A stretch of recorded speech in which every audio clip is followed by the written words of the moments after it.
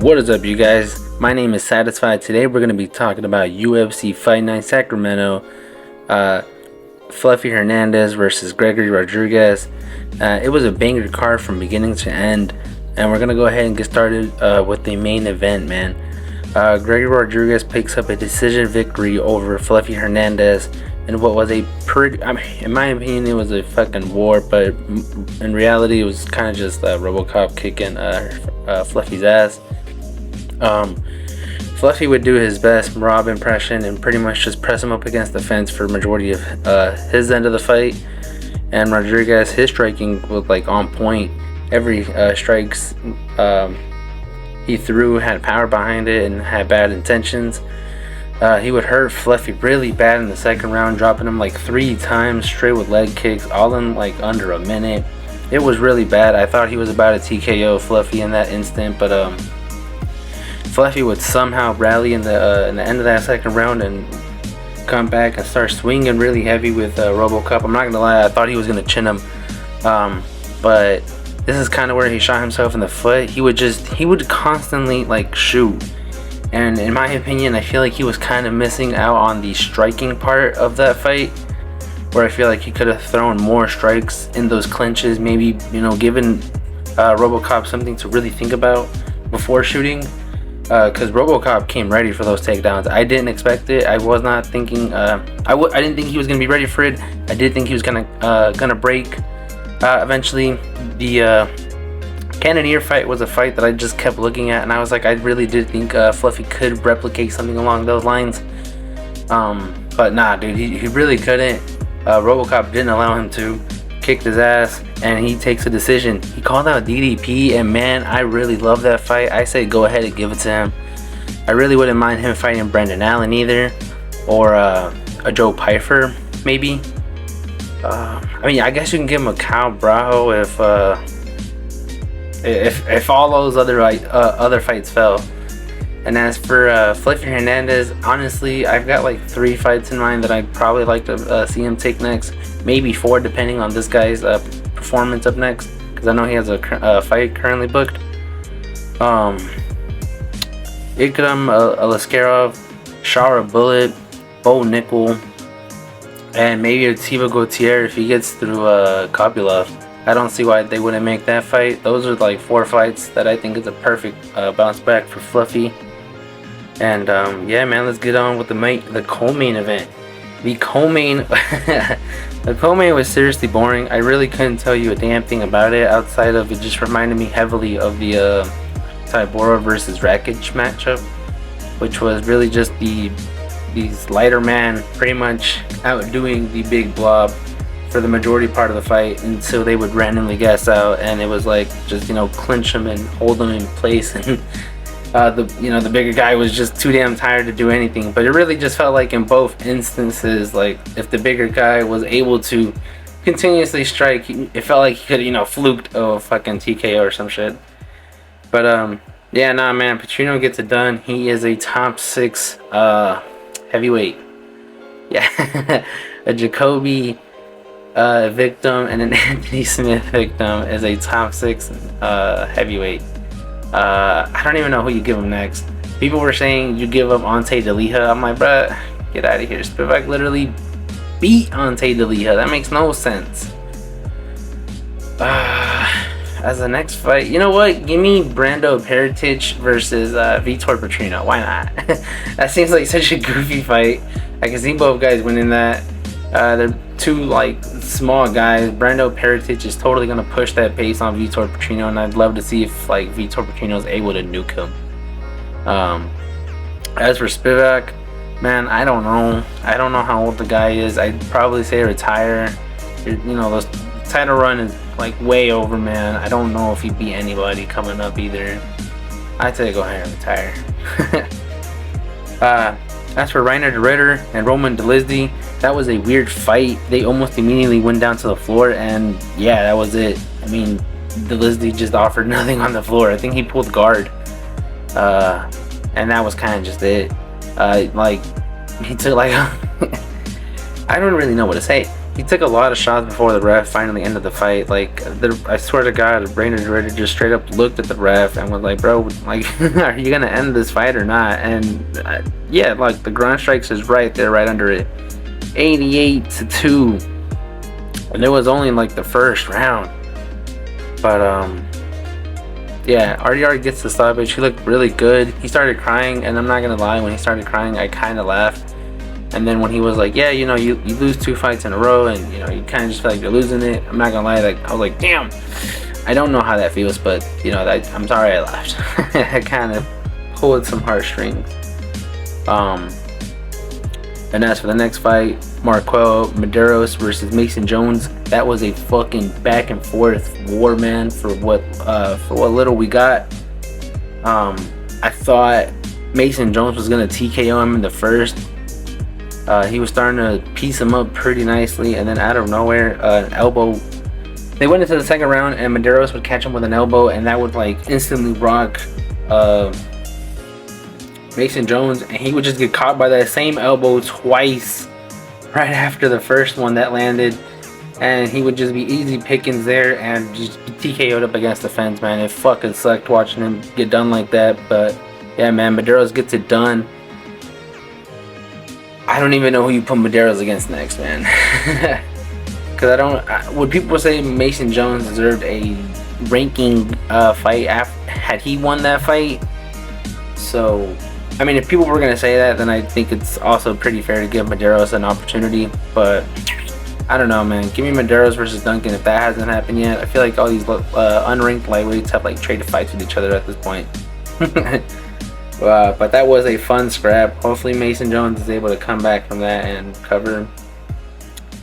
And as for the next fight, Carly Judice versus Jalissa Chavez. Man, I feel like I'm butchering some of these names. I'm not gonna lie. I'm not gonna lie to y'all. I wasn't paying attention to this fight. My friend had it on mute, and I was like on my phone, and I just look up, and the fight's over. So I watched it today in the morning, and I mean, again, I can't tell you much about this fight either. Carly Judice would really just land that damn. She would land that front kick. It would immediately hurt her opponent. She would like fall over up against the fence, and that was pretty much it. Good win for her. I don't know these women, both unranked. I mean, I now know who Carly Judice is, so I'll, you know, be keeping an eye on her. As for the next fight, Anthony Wynn, I'm pretty sure he's the guy who's off of the Dana White Contender Series. He went out there against the man, the myth, the legend, Terrence the Answer Chapman. This was like a first round finish too, man. Anthony Wynn just went out there, did what he wanted. They didn't really do much on the feet. They went down to the floor, and eventually Anthony Wynn just got the choke. It was kind of funny because I'm pretty sure Chapman was like threatening a Kimura, and he just wasn't able to get it. And then he kind of just let his arm go. He might have just gassed that on the floor, and he just let him go. And yeah, Anthony went in for a choke and was able to get it. I was kind of surprised he put him out because like the ref had to stop it. Chapman didn't tap. Like the ref was like, dude, like go. So that was pretty wild. I'm excited to see what's next for Anthony Wynn.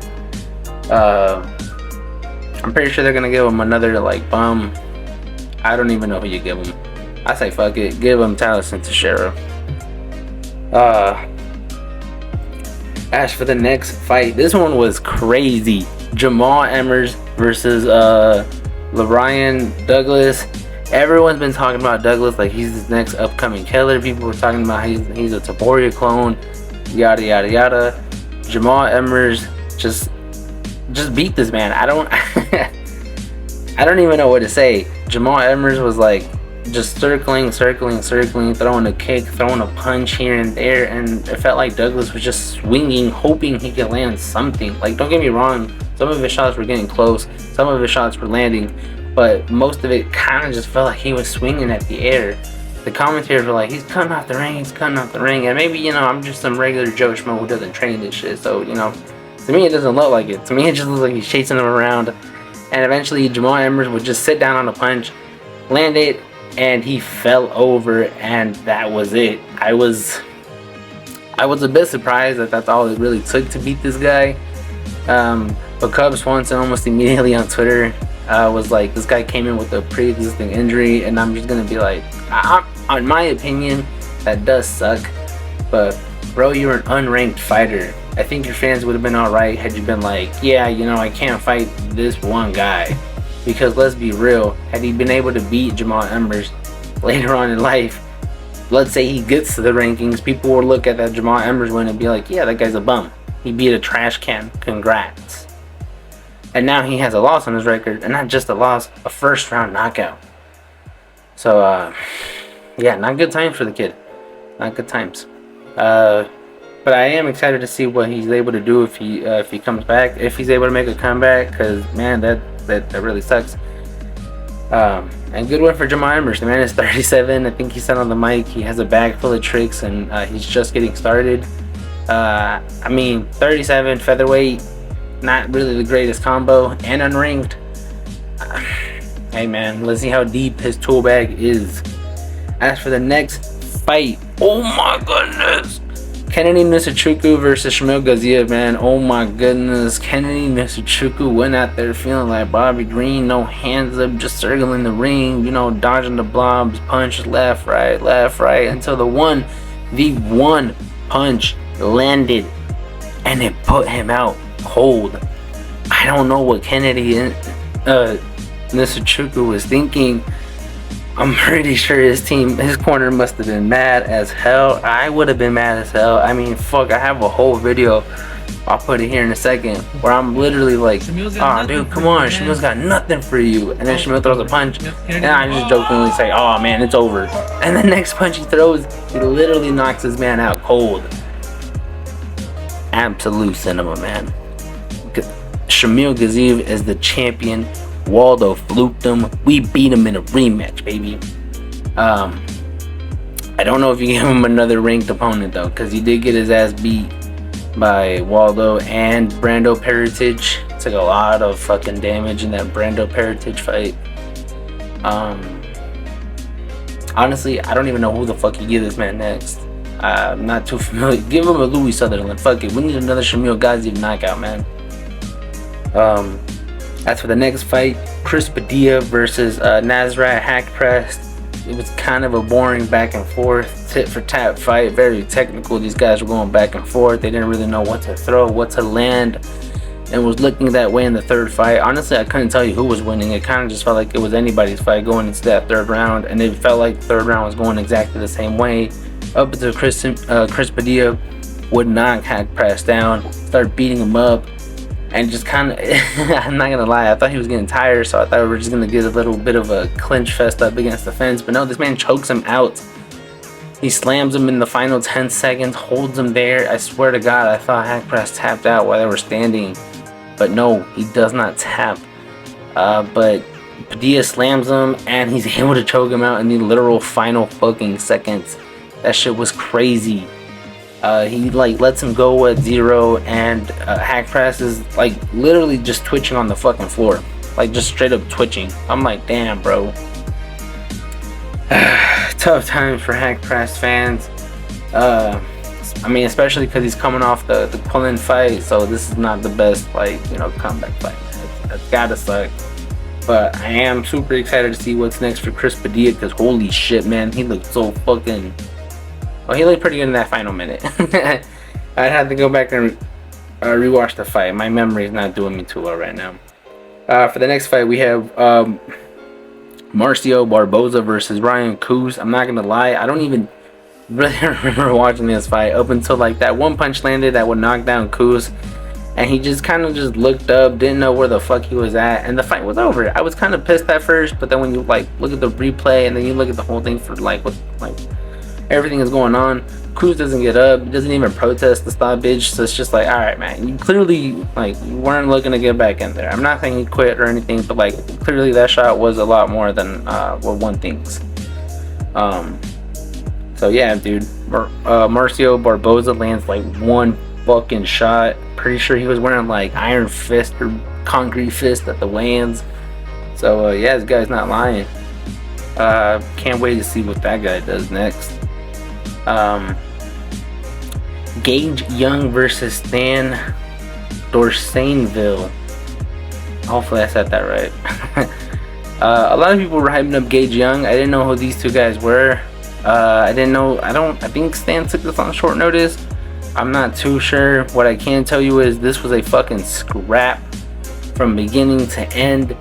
I thought Gage Young was gonna knock this guy out in the first round, the way he had him wobbling, the way he was dropping him. I think he dropped him like 2 or 3 times.